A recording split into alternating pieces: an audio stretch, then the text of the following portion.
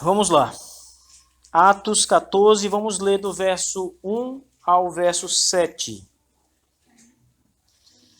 É a chegada do apóstolo Paulo e Barnabé em Icônio. Eles haviam acabado de deixar ali uma outra cidade, Antioquia da Psídia, e agora eles se dirigem para um outro lugar vizinho chamado Icônio. Por favor, Atos 14, verso 1 ao 17. Vamos ver o que aconteceu nessa cidade em que Paulo e Barnabé estiveram pregando a palavra de Deus. Em Icônio, Paulo e Barnabé, como de costume, foram à sinagoga judaica. Ali falaram de tal modo que veio a crer grande multidão de judeus e gentios. Mas os judeus que se tinham recusado a crer incitaram os gentios e irritaram-lhe os ânimos contra os irmãos. Paulo e Barnabé passaram bastante tempo ali, falando corajosamente do Senhor, que confirmava a mensagem de sua graça, realizando sinais e maravilhas pelas mãos deles. O povo da cidade ficou dividido. Alguns estavam a favor dos judeus, outros a favor dos apóstolos. Formou-se uma conspiração de gentios e judeus com os seus líderes para maltratá-los e apedrejá-los. Quando eles souberam disso, fugiram para as cidades licaônicas de Listra e Derbe e seus arredores, onde continuaram a pregar as boas novas do Evangelho. Amém. Paulo passou por muitas perseguições, irmão, ele e seus companheiros de viagem missionária. E se tem alguém que eu gostaria de ouvir o testemunho, era do apóstolo Paulo. Gostaria, se tivesse a oportunidade, de ouvir detalhes que não estão aqui nas Escrituras, ou de fazer perguntas ao apóstolo Paulo das coisas que ele viveu nessas viagens missionárias que ele realizou. Mas isso não é possível. E o que Deus nos deu foi a sua Escritura para dela extrairmos tudo que nos é necessário, irmãos. E uma coisa que sempre me impressionou nas viagens de Paulo são muitas coisas, na verdade, mas a ousadia e a coragem que tinha o apóstolo Paulo e seus companheiros cristãos nesta viagem, ao longo dessa viagem, é algo que deve nos impressionar. Na verdade, não deve passar despercebido por nós as coisas que Paulo passou, que Paulo enfrentou e os seus companheiros Barnabé e outros cristãos mais adiante, como nós veremos.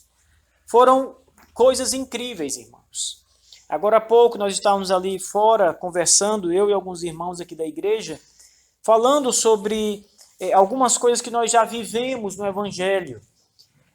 Algumas vezes nós já fomos, à semelhança do apóstolo Paulo, em certo sentido, ultrajados e até risco nós já corremos de integridade física por pregar esse Evangelho do Senhor Jesus Cristo, o Evangelho da graça de Deus.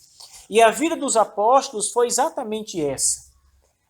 O livro de Atos ele serve, dentre outras coisas, para nos mostrar que o Evangelho tem inimigos.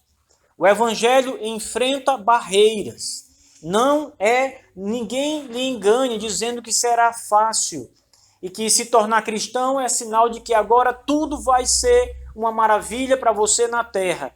É justamente o contrário disso. Ser cristão é sinal de que haverá em sua vida grande oposição a partir de então. E essas coisas não devem nos impedir de pregar a verdade. Nós não devemos negligenciar estas coisas à igreja. Algumas pessoas até repreendem mensagens desse tipo porque diz que o pastor desencoraja as ovelhas ou aos visitantes a se tornarem cristãos porque vai logo avisando que o negócio é difícil. Mas, irmãos, o que podemos fazer diante da verdade de Deus? Se nós somos chamados a pregar todo o conselho de Deus e ensinar toda a verdade de Deus como está escrito. Então não há como fugir dessa realidade de que o Evangelho tem opositores, e muitos. de que a vida de um cristão ele haverá de sofrer barreiras e consequências muitas vezes desagradáveis. E isso é verdade. Os cristãos eles são caluniados, eles são perseguidos, mortos até hoje. Há muitas partes do mundo em que os cristãos ainda são mortos. Então, todo tipo de ameaça sobrevém a nós, que carregamos esse livro nas mãos e nossa vida é dirigida por Deus conforme essa lei, que é a sua escritura. Então, ninguém se engane. Todos que estão aqui devem estar conscientes de que o evangelho tem exigências, de que o evangelho cobra um alto preço. Ninguém mais do que o próprio Jesus desencorajou, se esse for o termo que as pessoas preferem usar, pessoas a o seguirem.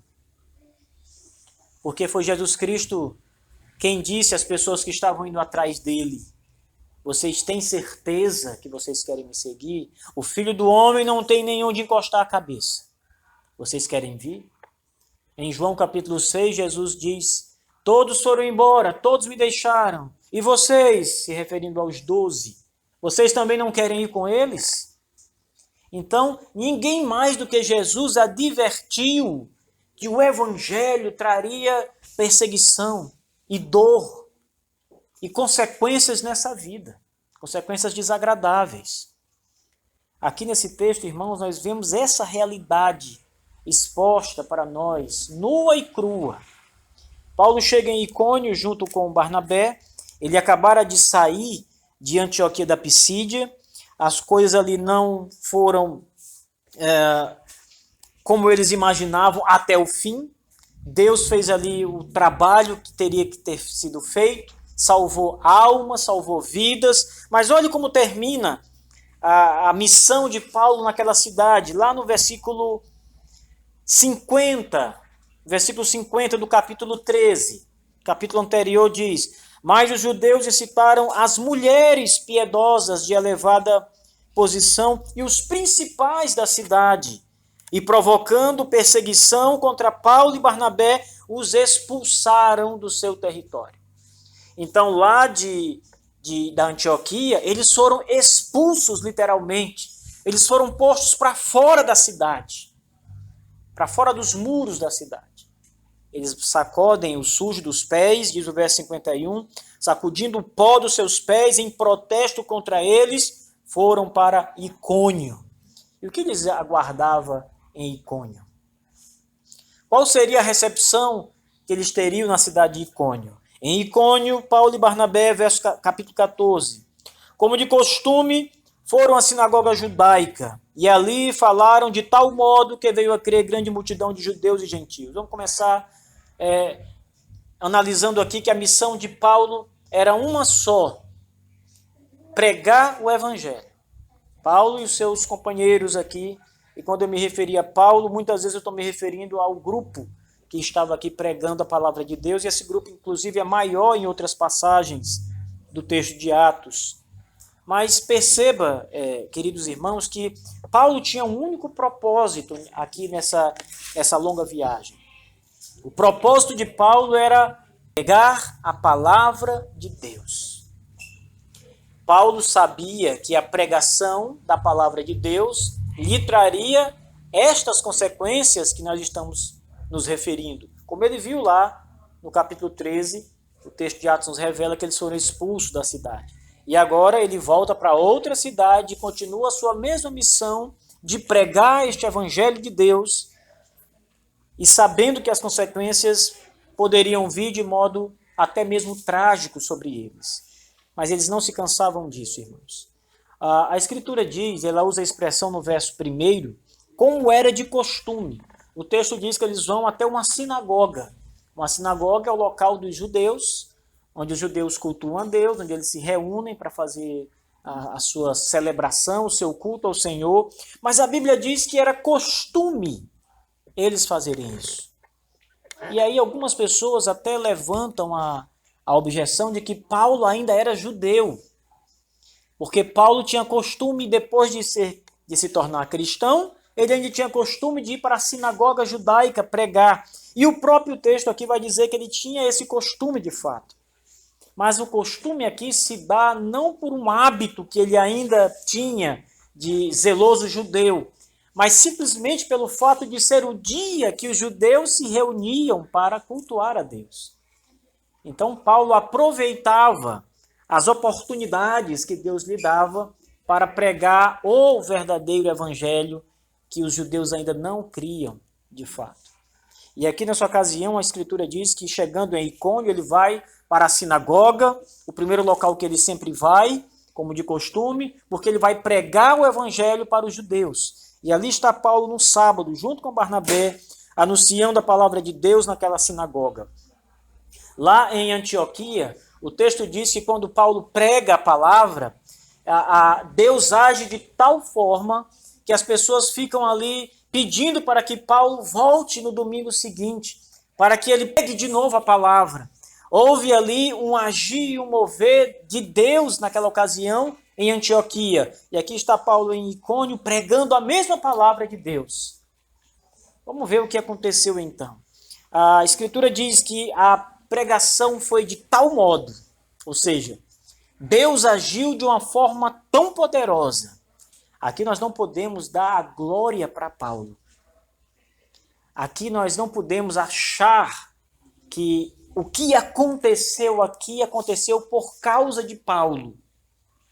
Aconteceu, assim como aconteceu em Antioquia, assim como aconteceu quando Pedro pregava, aconteceu por causa do mover de Deus.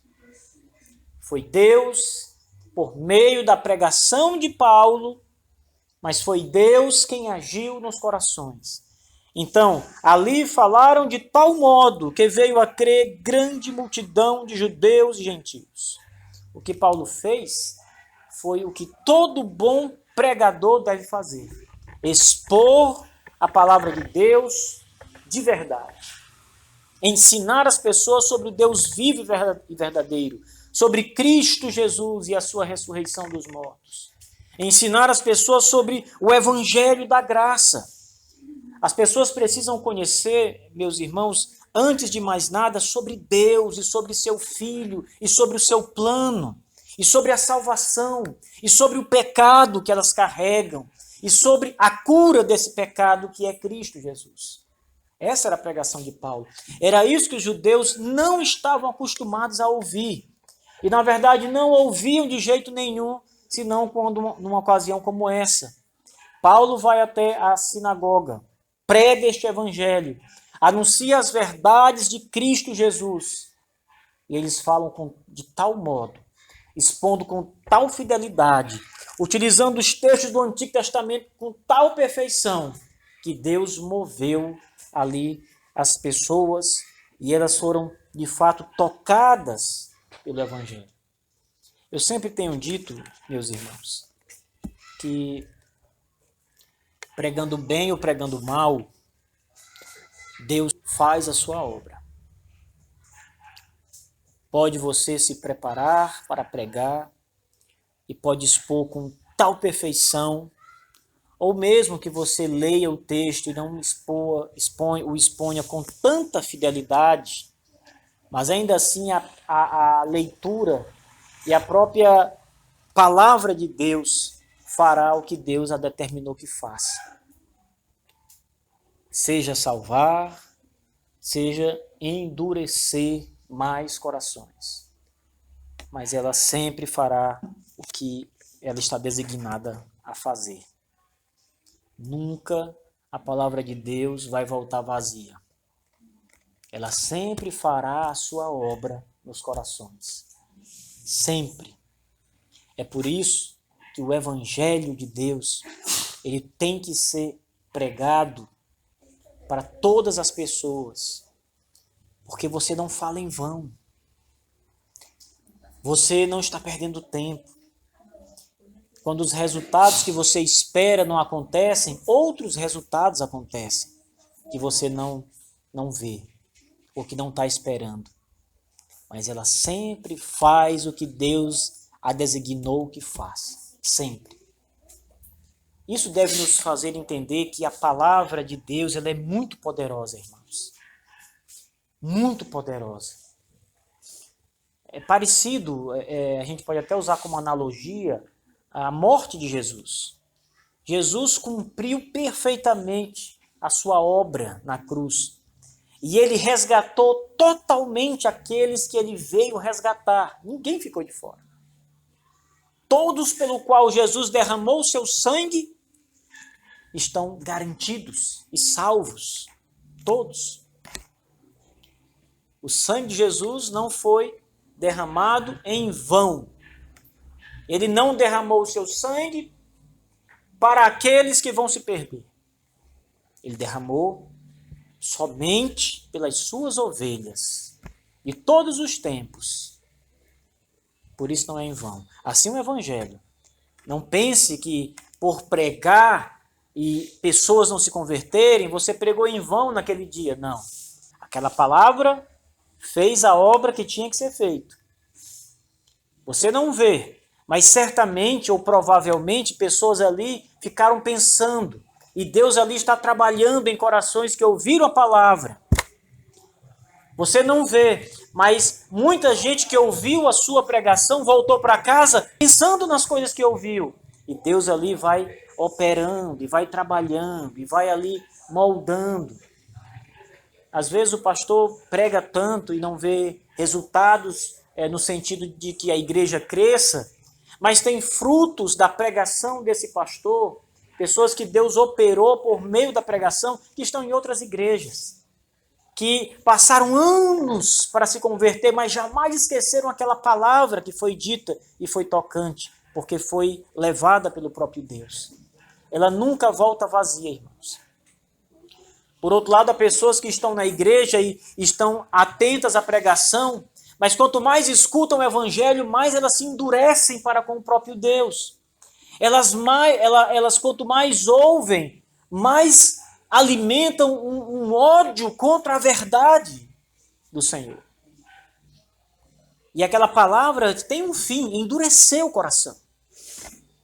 O profeta Isaías diz isso com toda clareza no seu texto, ao dizer que ela nunca volta vazia, a palavra nunca volta vazia, e ela fará tudo que está designada para fazer, mostrando que há um objetivo claro de Deus em cada palavra pregada.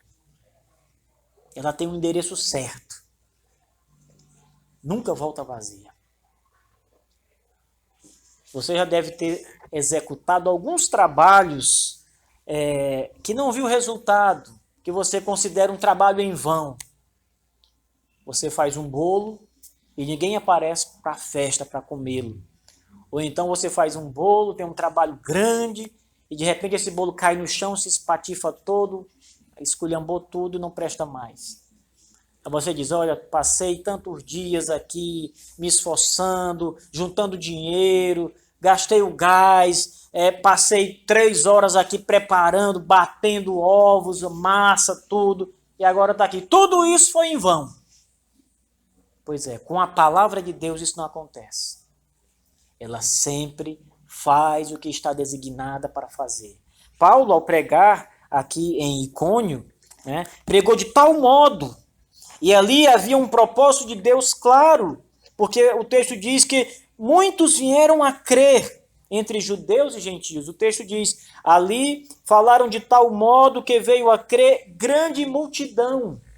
Às vezes Deus faz isso, irmãos. Às vezes, com a sua pregação, muita gente é tocada ali a se arrepender dos seus pecados. Às vezes, com a simples palavra que você prega ou que você fala a uma pessoa lendo as Escrituras somente, mas aquilo é tão poderoso porque é palavra de Deus e é levado pelo próprio Deus, pelo Espírito, que muita gente é tocada. Esse é o poder da palavra. Isso, para o homem, serve apenas para rebaixá-lo.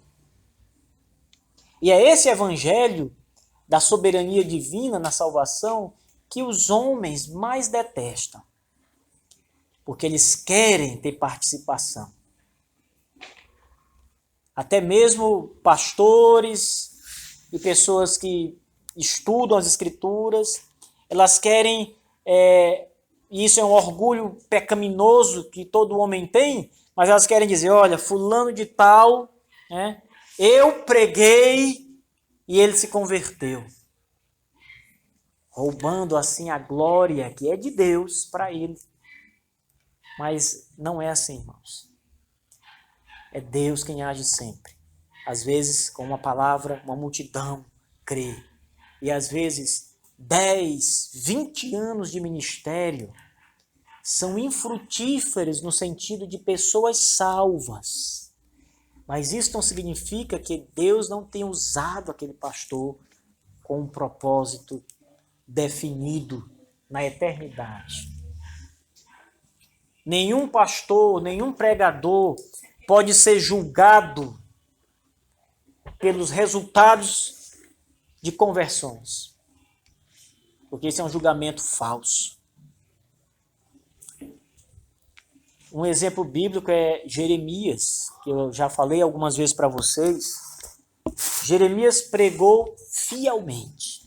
Aliás, talvez considerado um dos mais fiéis pregadores, porque ele falava a palavra de Deus literalmente. Deus dizia, assim diz o Senhor. Ele ouvia Deus falando, e então ele falava essas palavras ao povo. Que pregação mais fiel é essa? E sabe qual foi o resultado, irmãos? Prisão para Jeremias. Os convertidos, quase nenhum. Quase nenhum convertido. Mas o resultado para o profeta foi desgosto, foi lágrimas, sofrimento, pregava e chorava. Jogaram ele dentro de um buraco que era como um tipo de um fosso, um tipo de como se fosse uma fossa, literalmente. E daquele buraco Jeremias pregava a palavra de Deus, advertindo Judá, os israelitas, dos seus pecados. Não houve uma legião de pessoas convertidas com a pregação de Jeremias, e ele pregou muitos anos. Muitos anos. Mas não houve. Se Jeremias fosse julgado hoje pelas convenções ou os grupos missionários que vão olhar para os números, coitado do profeta Jeremias, seria reprovado pelos homens, como um pastor fraco, falido, ministério infrutífero. Não é assim que Deus avalia, irmãos. A palavra que Jeremias pregou fez o que Deus desce no coração daquelas pessoas. A palavra produziu fruto, não da conversão, mas ela operou e trabalhou. A história dos batistas no Brasil é bem interessante, porque o primeiro missionário que veio para cá chamava-se Jefferson Bowen. Ele veio em 1860, aproximadamente, para o Brasil. Ele estava na África antes e pregou para tribos africanas. E aí então a Convenção Americana de Richmond traz ele da África para o Brasil, 1860 aproximadamente. E ali Bowen vem com sua esposa e começa o seu ministério de pregação. Sabe quantos convertidos? 0. Nenhum. E Bowen então começa a enviar, no tempo que ele está no Brasil, cartas para a convenção, pedindo ajuda, pedindo que mandem mais pessoas, que o campo é fértil. E nessas suas cartas ele coloca muitos textos e o pensamento teológico dele está ali naquelas cartas. Deus, querendo Deus, ele fará grande obra nesse país. E começa a falar, mas o resultado da sua pregação, em termos de conversão, foi 0. E ele passa menos de um ano, quase 10 meses no Brasil, então volta doente, quase morto. Ele volta para os Estados Unidos. Ele pegou malária mais de 40 vezes. E volta para os Estados Unidos. Tem problemas mentais, inclusive, em decorrência da malária que ele pegou muitas vezes. E aí as convenções brasileiras, os batistas brasileiros, em sua maioria, praticamente 100%, dizem que foi um ministério falido, acabado, infrutífero, que nada serviu, que nada contribuiu. Mas se você vê o que esse homem fala acerca de Deus, irmãos, a fidelidade que esse homem tinha com a obra de Deus, você dirá, não, esse nunca foi um ministério falido. Esses 9 meses, Deus fez sua obra. Deus operou e trabalhou nos corações que ouviram a palavra. Ele fez muita coisa. O ministério foi fiel. Não foi aqui como o de Paulo, que multidões em Icônio creram na palavra, porque o propósito de Deus com o missionário Jefferson Bowen era outro. O propósito de Deus naquele momento para com as pessoas que estavam ouvindo a palavra que Bowen pregava era outro. Mas ele pregou e através da sua pregação Deus fez tudo o que precisava ser feito. Quando Paulo pregou, muitos creram, judeus e gentios, diz o texto. E os judeus, à frente daquelas pessoas, responsáveis pela a religião, como sempre, nós vamos ver isso também ao longo de Atos, incitaram as pessoas contra os missionários, contra Paulo e contra Barnabé. Os judeus que tinham se recusado a crer, incitaram gentios, irritaram-lhe os ânimos contra os irmãos. Aí começou a oposição do evangelho. Até o verso 1 está tudo bem, né? Só alegria, prega-se e multidões creem. Que evangelho maravilhoso. É a visão da igreja perfeita. É a visão que os missionários assim desenham na mente. Eu vou pregar e as pessoas vão crer e será uma maravilha. Mas olha para o verso 2. O que vai começar a acontecer? Começa a perseguição. Começam os problemas. Começa o sofrimento dos missionários que pregam a palavra de Deus. Os judeus incitaram pessoas contra os irmãos, contra Paulo e Barnabé. Paulo e Barnabé passaram bastante tempo ali, olhe, falando corajosamente. Esse termo, corajosamente, como eu tenho dito aos irmãos, não está aqui à toa. Porque em meio à perseguição, Paulo pregava. Em meio ao perigo, Paulo pregava, Barnabé pregava. Em meio às situações mais perigosas, em meio às situações mais adversas para o evangelho, Paulo pregava aquela palavra, a palavra de Deus. Ele não se calava, ele não se acovardou, ele não silenciou. Irmãos, essa é uma marca definitiva de alguém que é tocado por Deus, de alguém que é chamado para uma obra por Deus. Quando Pedro e João estão saindo da prisão, eles são advertidos, não preguem mais sobre esse nome. Eles estão sendo soltos da prisão. Mas a resposta é, não podemos parar de falar deste nome. Eles estão sendo soltos, dizendo, nós vamos continuar pregando.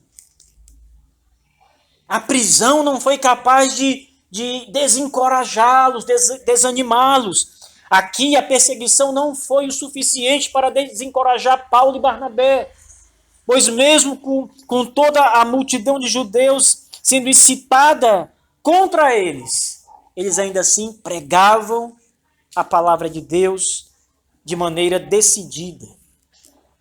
Passaram muito tempo, poderiam ter ido embora, poderiam ter então pensado, olha, aqui o pessoal não quer, vamos embora para outro lugar. Mas o texto diz que eles passaram muito tempo em Icônio. E nesse muito tempo, mesmo em meio à perseguição, pregaram o evangelho do Senhor Jesus. Corajosamente. E esse evangelho, diz o verso 3, ele era confirmado com maravilhas que o Senhor operava. Deus fez muitos milagres em Icônio. Salvou muitas pessoas, como nós vimos no verso 1, mas além disso, em meio à perseguição, Paulo continuou a pregação e Deus agiu poderosamente com coisas extraordinárias. Milagres, maravilhas da palavra de Deus texto não especifica, mas essa é uma linguagem bíblica para milagres que aconteceram. Os milagres confirmavam a autenticidade da mensagem, a pregação autêntica, poderosa. Ratificavam, apontavam para a mensagem que Paulo pregava. É como se os milagres eles servissem para dizer, olhem, deem ouvidos àquilo ali, olha o que está acontecendo. Ouçam. Paulo e Barnabé passaram bastante tempo ali falando corajosamente do Senhor, que confirmava a mensagem de sua graça. A gente pode até, irmãos, tentar colocar algum mérito nos homens. A gente pode até olhar para Paulo e dizer, pai, esse cara tem que ter alguma virtude, alguma coisa nele mesmo, porque ele é corajoso, ele não se entrega, ele sofre, apanha, é expulso, vai, prega com fidelidade. Esse cara tem uma participação, um mérito aí para ele. Mas a Bíblia não deixa. Ela chama o evangelho de evangelho de sua graça. O evangelho da graça, o evangelho de graça, o evangelho sem obras, o evangelho totalmente operado por Deus, irmãos. O evangelho era confirmado a mensagem da sua graça, realizando sinais e maravilhas pelas mãos dos apóstolos. Por mais que qualquer pregador tente puxar a sardinha para o seu lado e dar méritos a eles, a Escritura não permite isso. Ela sempre silencia a pretensão humana, porque ela deixa claro que é graça, o tempo todo é a graça de Deus operando, o tempo todo é o evangelho de sua graça, é o evangelho do favor imerecido, é o evangelho que faz sem que você mereça. Essa é a mensagem. A expressão evangelho de sua graça, ela é importante porque ela está apontando para aquilo que Cristo fez de graça na cruz do Calvário por nós. Tudo que acontece na salvação do homem é de graça. É o evangelho que o preço que ele cobra foi pago por Cristo já naquela cruz. Por isso ele é de graça agora, está pago. O preço do evangelho é sangue precioso, é sangue perfeito, é sangue de homem que não tem pecado, o sangue de Cristo apenas. Por isso é de graça, irmãos. Não pode ser cobrado, você não precisa fazer algo em troca para ser salvo. Cristo fez tudo o que era preciso. Quando suas mãos foram pregadas no madeiro e os seus pés foram cravados, os dois juntos, no madeiro, ali está o preço que foi pago por ele. Para nós é de graça. Para todas as pessoas é de graça. O evangelho da sua graça. É o evangelho que Deus, o Pai, dá gratuitamente às pessoas. Quando a gente pensa nisso, irmãos, isso aponta para a diferença do evangelho e das outras mensagens por aí. O espiritismo exige um preço. Para você ser um bom espírita, é necessário pagar um preço específico. Ser bom. Se você não é bom, você não pode ser espírita. Budismo exige um preço. Islamismo exige um preço. Catolicismo, que é um evangelho distorcido, preço, obras.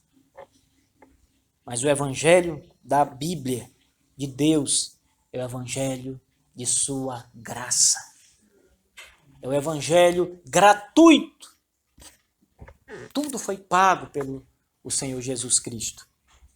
Todos os seus pecados já estão sobre ele, cravados na cruz com ele. Se você crê, você está limpo. Essa era a mensagem de Paulo. Esse é o evangelho que ele pregou. Venha a Cristo, creia Venha ao Senhor Jesus. Deposite toda a confiança nele. E se você o fizer, o preço ele já pagou. O evangelho de sua graça. As pessoas ali ouviam essa mensagem que era diferente da mensagem do judaísmo, que também exigia algo em troca. Era uma mensagem nova. E Paulo pregava este evangelho. Deus confirmava com sinais e maravilhas. E as pessoas iam crendo e sendo salvas. Por outro lado, veja como o evangelho faz o que tem que ser feito. Alguns ali não creram. E antes se levantaram contra o evangelho da sua graça.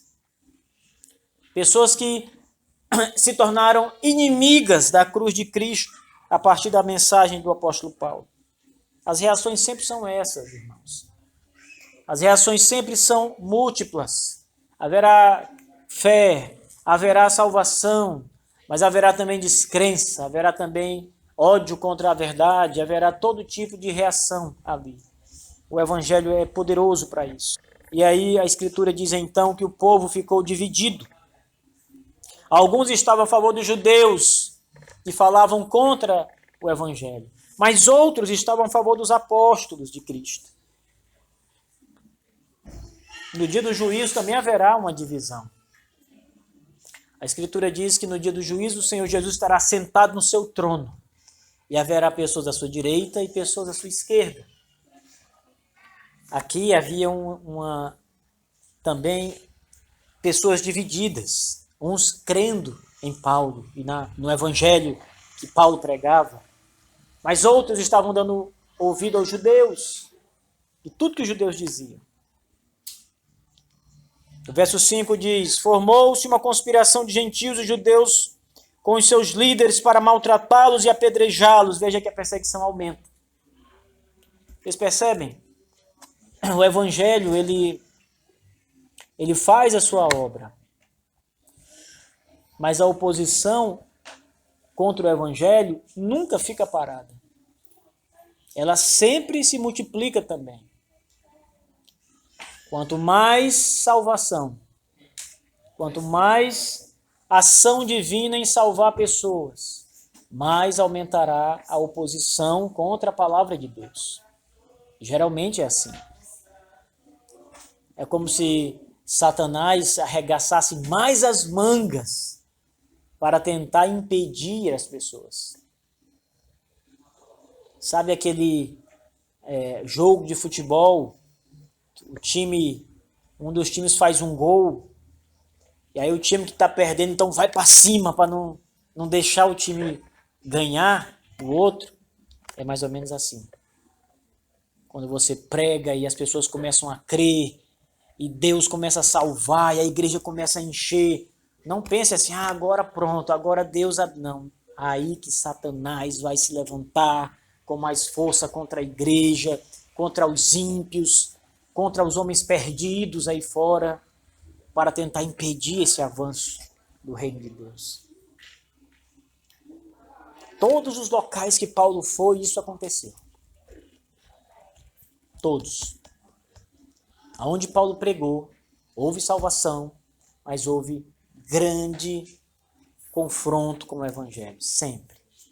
Todas as cidades. O texto termina, meus irmãos, mostrando que os apóstolos, quando souberam, saíram da cidade de Icônio, depois de ter passado muito tempo ali pregando, e foram para outras cidades. O texto vai nos levar para Listra, Derbe e outras cidades dos arredores destas duas maiores.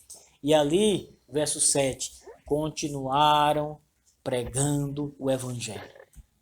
Eles nunca paravam. Nunca. A perseguição aqui em Icônio não foi algo pequeno.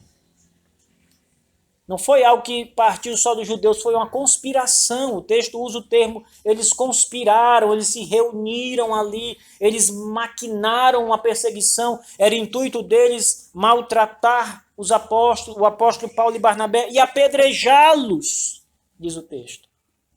Então, na verdade, matar aqueles missionários que pregavam a palavra do Senhor.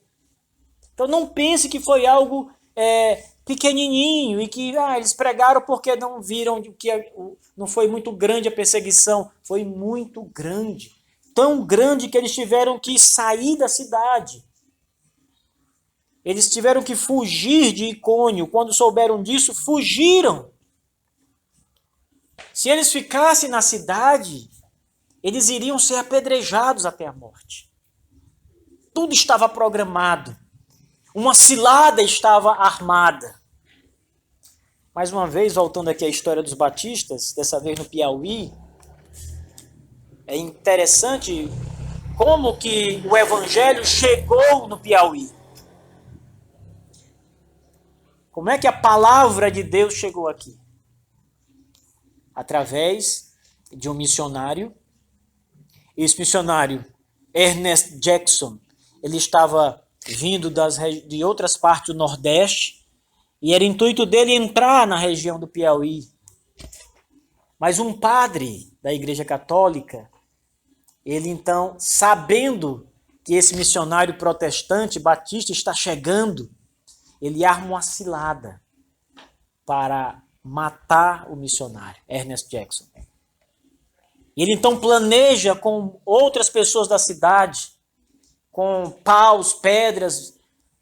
Quando o missionário então chegar nas proximidades da cidade, que era uma vilazinha, a vila de Corrente, e então ali eles iriam matar aquele missionário. Mas irmãos, um homem que Deus tinha uma obra na vida dele, chamado Joaquim Nogueira Paranaguá. Senador, se tornou senador da República, descrente. Não era batista, não tinha batista ainda, não era crente. Ele toma conhecimento que essa cilada está armada contra o missionário americano. Ernest Jackson, se eu não me engano, ele era sueco, na verdade. Mas ele estava nos Estados Unidos há muito tempo. E então ele desfaz toda aquela armação, encontra o missionário e avisa de tudo que vai acontecer. E leva ele em segurança. E lá ele chega em Corrente, o evangelho, ele é pregado no Piauí. Mas o que eu quero dizer para vocês, com essa história aqui, é que havia uma conspiração contra o missionário. Ele escapou dela. Havia uma conspiração contra Paulo e Barnabé. Eles escapam dela também. Há barreiras contra o evangelho.